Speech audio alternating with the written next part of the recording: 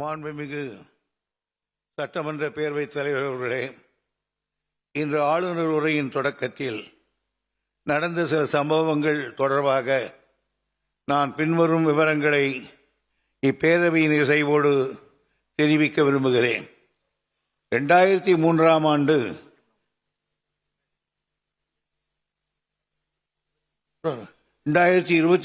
ஆண்டு ஜனவரி திங்கள் 9ஆம் நாளன்று மாண்புமிகு ஆளுநர் அவர்கள் பேரவையில் உரையாற்றிய போது ஏற்கனவே அவரால் ஒப்படைக்கப்பட்டு பேரவையின் மாண்புமிகு உறுப்பினர்களுக்கு அளிக்கப்பட்ட அச்சிடப்பட்ட உரையில் இடம்பெற்றுள்ள சில பகுதிகளை வேண்டுமென்றே விடுத்தும் அச்சிடப்படாத சில பகுதிகளை சேர்த்தும் உரையாற்றினார்கள்.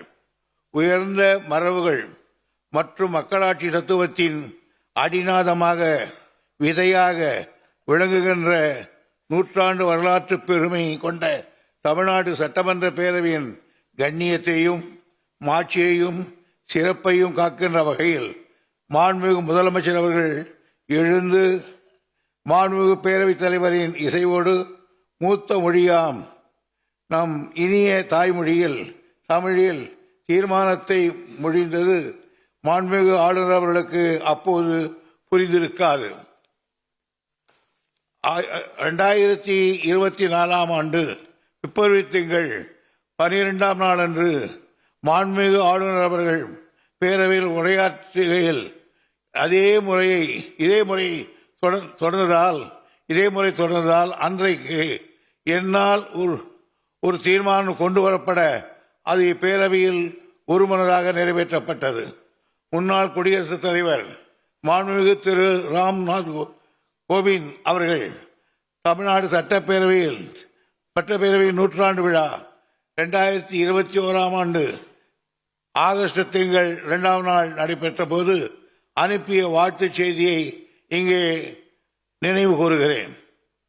Much of the richness of the Indian democracy is derived from the Tamil Nadu legislature and is appreciated all across the world என்று தெரிவித்திருக்கிறார்கள்.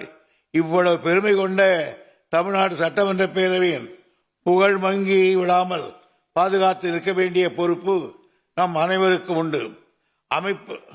அரசியலமைப்பு சட்டத்தின் 170வது பிரிவின் கீழ் 176வது பிரிவின் கீழ் ஒவ்வொரு ஆண்டின் தொடக்கத்திலும் ஆளுநர் அவர்கள் உரை நிகழ்த்துவார்கள் என்பதை அரசியல் சட்டத்தில் மிக விளமாக தெரிவித்திருக்கிறார்கள்.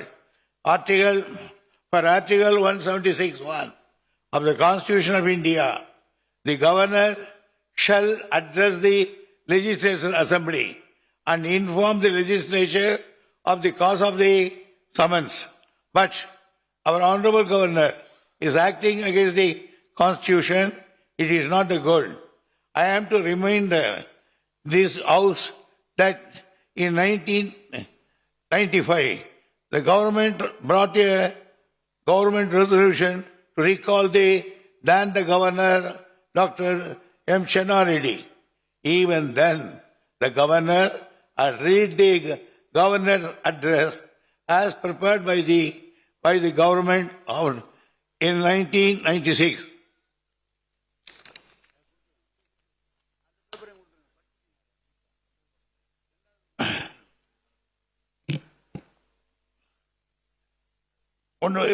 ஆக இப்பேரவை கவனத்துக்கு கொண்டு வந்திருக்கிறேன். மாண்புமிகு மறைந்த முன்னாள் முதலமைச்சர் தமிழறிஞர் கலைஞர் அவர்களுக்கு ஆளுநர் பதவி குறித்த மாறுபட்ட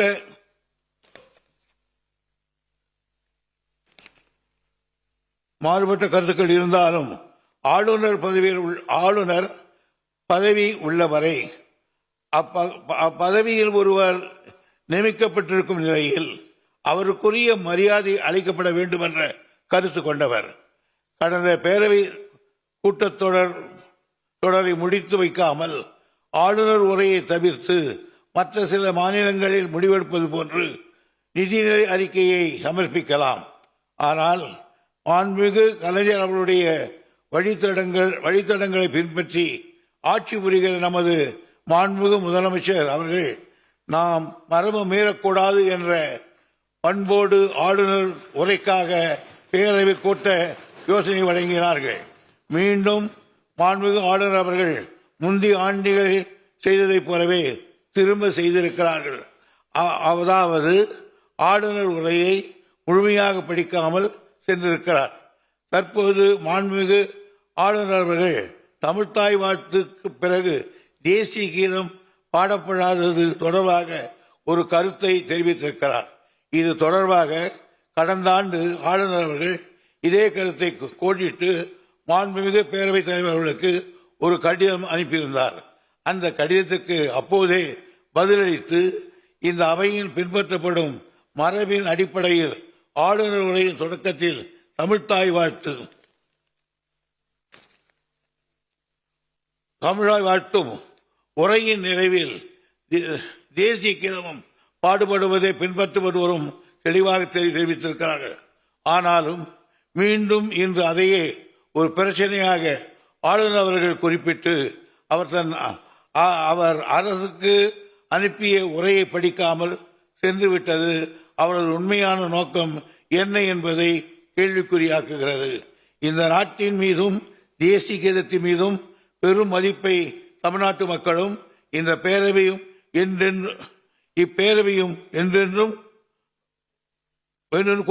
கொண்டுள்ளார்கள். தேசிய ஒருமைப்பாட்டிலும் நாட்டுப்பற்றிலும் தேச தலைவர்கள் மீதும் என்றும் மாறாத நன்மதிப்பை கொண்டது இந்த அரசு. மாண்புமிகு பேரவைத் தலைவர்களே, திராவிட முன்னேற்ற கழகத்தின் உண்மை சீடனாக திராவிட சமுதாயத்திலிருந்து உதித்த சுயமரியாதை கனதாக செயல்படும் மாண்புமிகு முதலமைச்சர் அவர்கள் கட்டிக்காத்து வரும் இச்சட்டமன்ற பேரவையின் மாண்பினை நிலைநாட்டும் வகையில் மாண்புமிகு பேரவைத் தலைவரின் இசைவோடு சட்டமன்ற பேரவை விதி 17 தளர்த்தி இது தொடர்பாக ஒரு தீர்மானத்தை முன்மொழிந்திட தாங்கள் அனுமதிக்கின்றேன்.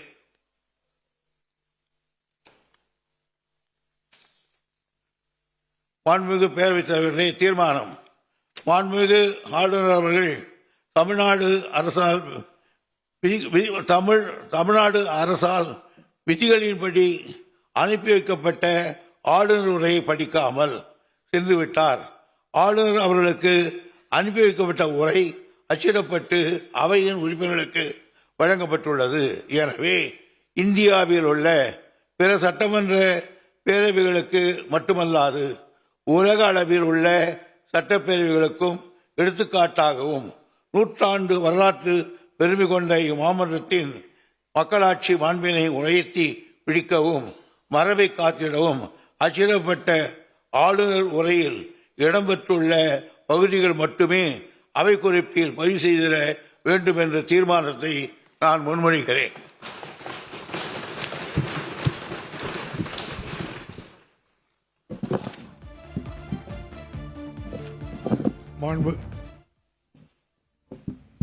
மாண்புமிகு அவை முன்னர் அவர்களின் தீர்மானம் பேரவையின் முடிவு கூடப்படுகிறது. ஏற்போர் ஆம் என்க, மறுப்போர் இல்லை என்க. மறுப்போரே இல்லை என்று கருதுகிறேன். மறுப்போரே இல்லை. தீர்மானம் ஒருமனதாக நிறைவேறியது. இன்று சட்டமன்ற உறுப்பினர்களுக்கு கணனியில் பதிவேற்றம் செய்யப்பட்ட ஆளுநரின் உரையின் ஆங்கிலம் மற்றும் தமிழில் அச்சிடப்பட்ட பகுதிகள் மட்டுமே அவை குறிப்பில் இடம்பெறும். வேறு எவையும் அவை குறிப்பில் இடம்பெறாது என்பதையும், அதுபோல் பத்திரிகைகளும் ஊடகங்களும் இந்த அச்சிடப்பட்ட ஆங்கில தமிழ் உரையை தவிர வேறு எந்த செய்திகளையும் சட்டமன்றத்தின் சார்பாக நடைபெற்றதாக அறிவிக்கக்கூடாது என்பதையும் இதன் மூலம் தெரிவித்துக் கொள்கின்றேன். மேலும் 12/2/2024 அன்று நாட்டுப்பண் இசைத்தல் குறித்து நம்முடைய மாண்புமிகு ஆளுநர் அவர்கள் எனக்கு கடந்த ஆண்டே கடிதம் எழுதி இந்த பிரச்சனை ஏற்கனவே தீர்க்கப்பட்டு விட்டது. ஆளுநர் உரை இன்றைய நிகழ்வு என்பது அரசமைப்பு சட்டம் உறுப்பு 176(1) கீழ் மாண்புமிகு ஆளுநருக்கு உள்ள கடமை. அந்த கடமையை நிறைவேற்ற இன்றைக்கு மாண்புமிகு ஆளுநர் அவர்கள் இப்பேரவைக்கு வருகை தந்துள்ளார்கள். இப்பேரவை எப்போதும் மரபுகளை மதித்து பின்பற்றி வருகின்றது. அந்த வகையில் மாண்புமிகு ஆளுநர் உரையின் தொடக்கத்திற்கு முன்பு தமிழ்த்தாய் வாழ்த்தும் இந்நிகழ்வின் பின்னர் நாட்டு பண்ணும் பாடப்பட்டு வருகிறது என்பதை மாண்புமிகு உறுப்பினர்களின் மேலான கவனத்திற்கு தெரிவித்துக் கொள்கிறேன்.